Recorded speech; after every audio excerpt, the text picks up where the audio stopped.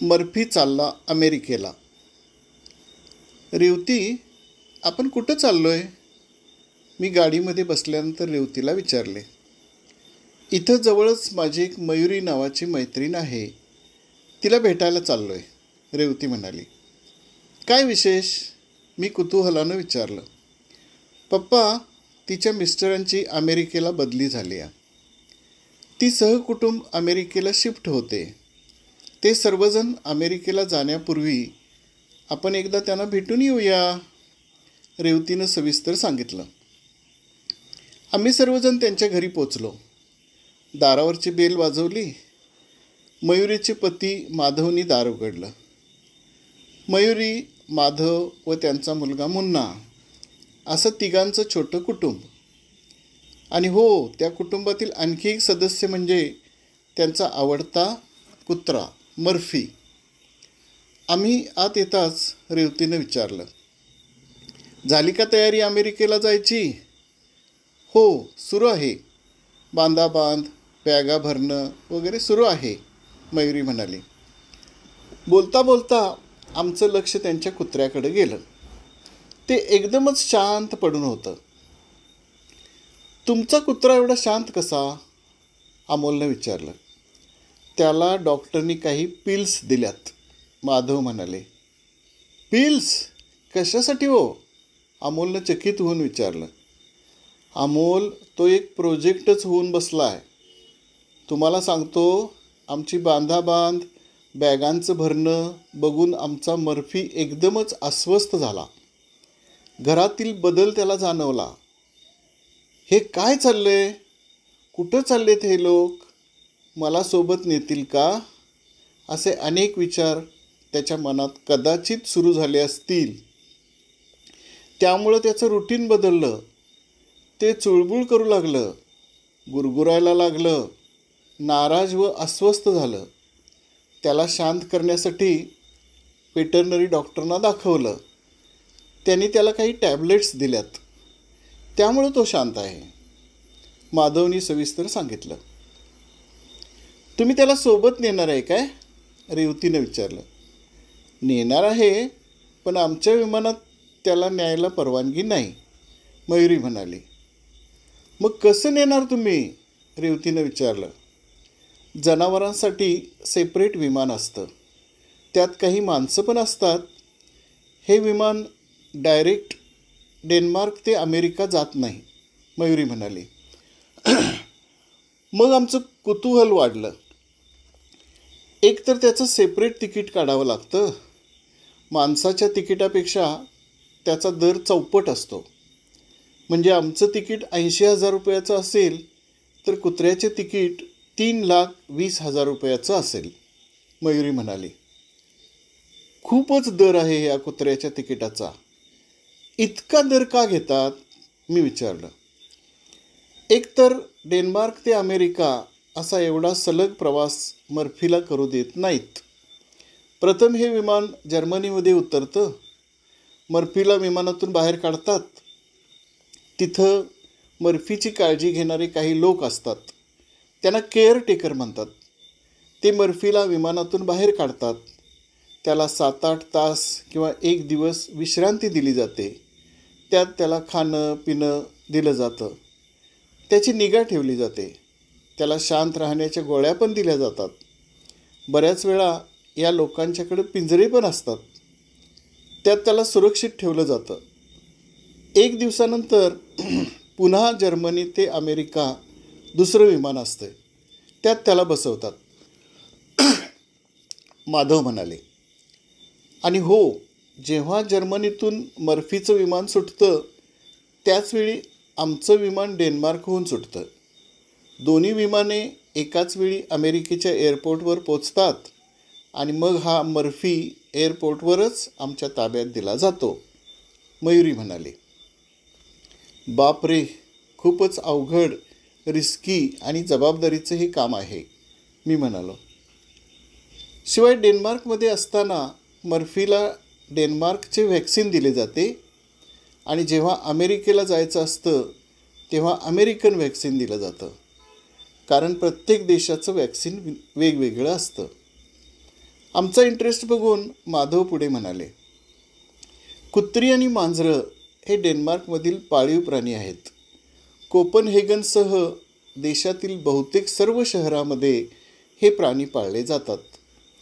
डेन्मार्कमध्ये 5 लाखापेक्षा जास्त कुटुंबांच्याकडं कुत्रा आहे आणि 1,20,000 कुटुंबाकडं कुत्री आणि मांजरं दोन्ही आहेत, माधव म्हणाले. कुत्र्यांच्या किमती तरी किती आहेत, मी विचारले. चांगल्या जातीची हायब्रिड कुत्री हवी असतील तर त्यांचा दर साधारण 800 ते 3,200 US$ म्हणजे 66,000 ते 2,65,000 रुपयापर्यंत कुत्र्यांचे दर आहेत, माधव म्हणाले.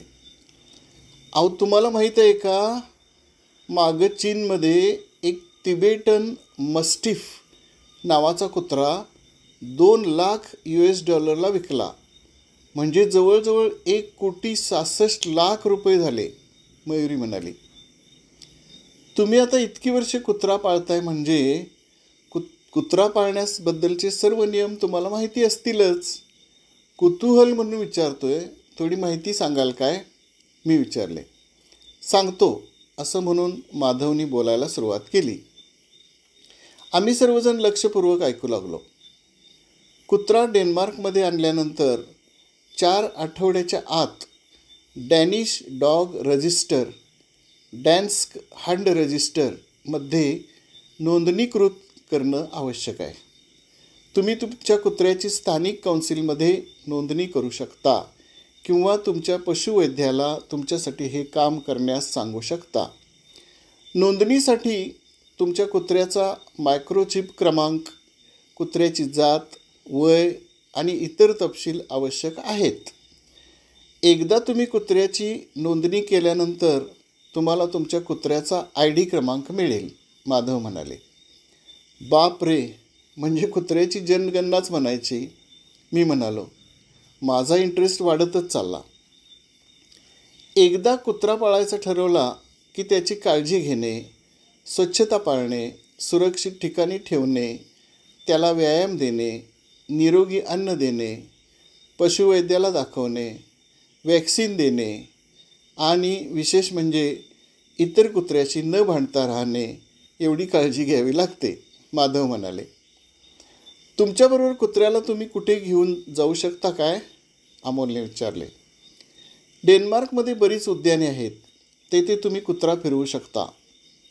मात्र इतर लोकांवर आणि प्राण्यांवर हल्ला करणार नाही, भुंकून उपद्रव करणार नाही याची काळजी घेतली पाहिजे. काही डॉग वूड्स म्हणजे लहान कुंपणं घातलेली क्षेत्र असतात, त्यात तुम्ही कुत्र्याला सोडू शकता. किंवा तुमचं महत्त्वाचं काम असेल तर डॉग पार्किंग असतं, तिथं तुम्ही कुत्रा बांधू शकता, माधव म्हणाले. बरीच इंटरेस्टिंग माहिती तुम्ही आम्हाला सांगितली, मी म्हणालो. 1 ऑक्टोबर ते 31 मार्च दरम्यान कुत्र्यांना समुद्रकिनाऱ्यावर ऑफ लीड खेळण्याची परवानगी आहे. आता काही कुत्रे आहेत, त्यांची नावं बघा. American bulldog, American Staffordshire terrier, Boerboel, Caucasian shepherd कुत्रा, मध्य आशियाई मेंढपाळ कुत्रा, Dogo Argentino, Fila Brasileiro, Kangal, pitbull terrier, Sarplaninac, दक्षिण रशियन शेपर्ड कुत्रा, टोर्न जॅक, तोसा इनू या 13 आक्रमक कुत्र्यांना डेन्मार्कमध्ये बंदी आहे. डॅनिश कायद्यानुसार एखाद्या व्यक्तीवर किंवा दुसऱ्या कुत्र्यावर गंभीरपणे हल्ला करणाऱ्या कुत्र्याला दयामरण करण्याची परवानगी अधिकाऱ्यांना आहे, माधव म्हणाले. आमच्या भारतात पण चावणाऱ्या किंवा पिसाळलेल्या कुत्र्याला गोळी घालून ठार मारतात, मी म्हणालो. विशेष म्हणजे बस, ट्रेन, मेट्रोमध्ये कुत्र्यांना परवानगी आहे. लहान कुत्रे विनामूल्य प्रवास करू शकते, पण मोठे कुत्रे असेल तर त्याला मुलाचं तिकीट द्यावं लागते. कुत्र्यासोबत प्रवास करताना प्रति व्यक्ती 1 पाळीव प्राणी प्रवास करू शकतो. काही रेस्टॉरंटमध्ये कुत्र्यांना बसू देतात, पण जिथं स्वयंपाक करतात तिथं कुत्रा नेण्यास परवानगी नाही. जर तुम्ही यापूर्वी कधीही पाळीव प्राण्यासोबत प्रवास केला नसेल, तर एक सक्षम पाळीव प्राणी ट्रॅव्हल एजन्सी ही प्रक्रिया सोपी बनवू शकते, माधव म्हणाले.